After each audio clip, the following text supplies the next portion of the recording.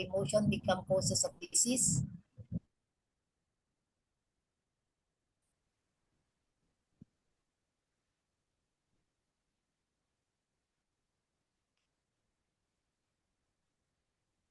Although its emotion affects a particular organ or particular yin organ selectively, the relationship between a given emotion and a particular organ should not be interpreted too rigidly. Its emotion can and does affect more than one organ and often in a pattern that does not follow that of five elements. So pag may nagkakaroon ng problema ang mga emotion, hindi lang isang organ ang naapektuhan nito. Passages of the spiritual access and simple question confirm Dr. Sang's ideas. For example, with regard to excess joy, chapter 8 of spiritual access says, excess joy of the lungs endures the corporeal soul, and this may cause manic behavior. With regard to anger, chapter 23 of the simple question says, when the gallbladder is diseased, there is anger.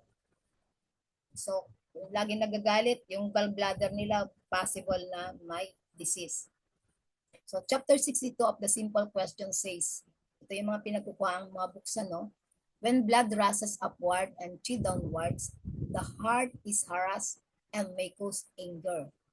Chapter 8 of spiritual access says, anger affecting the kidneys injures the willpower or yung chi. Kapag decision natin, naapektuhan. Magiging masigasig mo, nawawala. With regard to pensiveness of the simple question says, pensiveness makes the heart chi accumulate. Using the mind to stagnate, the upright chi settles and does not move, and therefore chi stagnates. Ayun po ano. So, pag nag-stagnate po yung chi sa heart, magkakaroon po ito ng manifestation na hindi na tama yung manig, yung kanyang mga pwedeng sinasabi, iba na rin.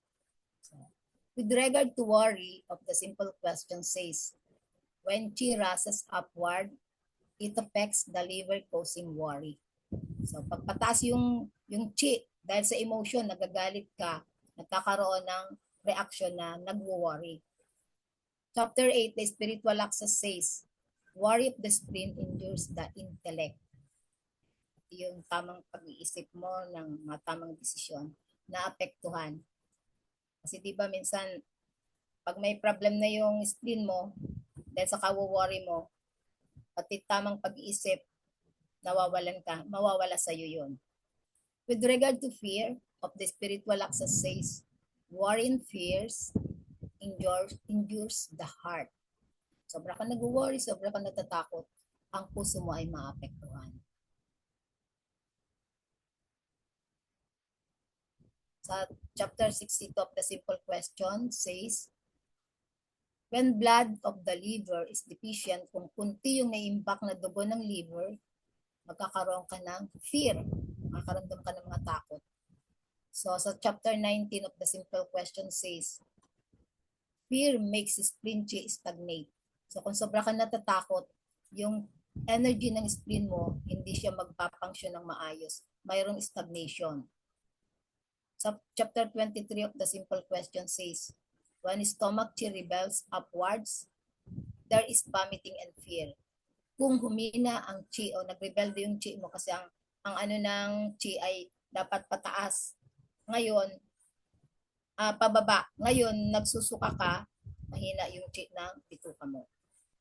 Chapter 8, the spiritual access deals with the mental effect of emotion in details. It says, so ang method ng needling should first of all rooted in the mind. So yung Shen ang tawag dito, ano, para sa blood vessel, nutritive chi, or yung Jing chi. Ito mga term na ng Chinese, may tuturo ko nito sa inyo sa susunod na pag-aaral natin sa acupressure. And the spirit Jing Shen are stored in 5 yin organs. When they are out of harmony due to the emotion, so the essence, yung Jing, ito yung mga namana nating enerhiya mula sa magulang ay nababawasan o nawawala. Tapos yung ethereal soul, o ang tawag dito ay un, tsaka yung corporeal soul, ito yung mga soul na para tama yung mga desisyon mo, meron kang kasigasigan sa buhay, yung may willpower ka, ang tawag dun si, at saka yung tama yung pag-isip mo, tama yung mga desisyon mo, are nagiging chaotic and the person lack of wisdom and reflection. Nawawala yun kung nangihina yung mga organ mo. Yun. So, why is that? Heaven bestows us virtue. Nagbigay ng tamang katalinuhan din sa atin, di ba? Tapos yung earth bestows us chi. When this virtue flows and chi pulsate. So, nagkakaroon ng problema, hindi nila magagampanan yung mga gawain sa ating katawan. Kaya hindi na gagana ng maayos yung ating mga different function ng mga organs kaya naapektuhan yung mga willpower natin. So, there is life when the two essence of mother and father unite. So, sinasabi dito na syempre, pag nag-unite ang mother and father unite, the mind comes into being. What follows the mind in its coming and going is the ethereal soul. What follows the essence in its entering and exciting is the corporeal soul. The heart directs mental activities. It houses memory that is called intellect.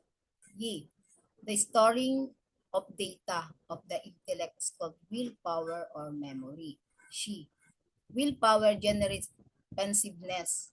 Pensiveness, T generates reflection. Thus, the wise nourishes life. Yang Sheng by following the four seasons, adapting to cold and heat, moderating joy and anger, regulating yin and yang, and thus will enjoy the long life. Parang shortcut lang naman ito. Di ba pag pinanganak tayo, mayroon tayong mga energy na namamana sa magulang at yun yung mga energy na yun, may mga responsible yan sa bawat organ natin upang maging maayos ang decision making natin, maayos ang pag-iisip natin, maayos ang kasigan sa buhay. Kung maayos lahat yung mga internal organ natin na yan, namumuhay tayo na normal at masayang buhay. Yung parang summary noon. Thank you for your attention.